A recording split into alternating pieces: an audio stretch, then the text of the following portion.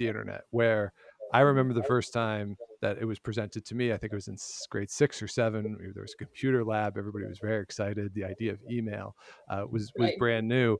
So, looking at the way in which current students look at these issues, it strikes me that somebody like me might be less well equipped than a current student to actually navigate the online environment and this space where so much fallacy and falsehoods can be presented and can be presented as facts. So when we're talking about current students, what approach did you use to assess that?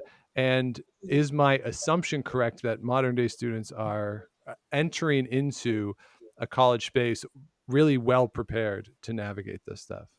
Mhm.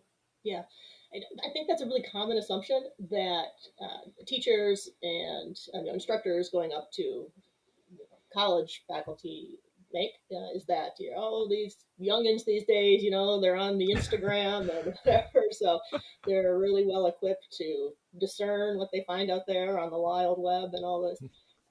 But unfortunately, we know from some pretty good research that's been done by people like Sam Weinberg and the Sheg group that this just isn't the case, right? They've done a lot of research looking at thousands of middle school, high school, and college age students, testing their ability to, for example, discern even things that might, on the surface, seem as simple as advertisements versus non advertisements on the web. And what they discovered was that I think the actual quote that Weinberg had was that the results were dismal. That might be, don't quote me on his quote, but that we're not very optimistic in the sense that what you might think is that they have this great ability to discern what they find on the web, but not necessarily. And what I've discovered is that students, generally speaking, have a sense that there's some kind of a filter in Google whereby there's some kind of an algorithm in there that it will filter up the most true or accurate um, Mm, pages to the top, and that is just not true. That is absolutely right. not how Google's algorithms Yeah. work.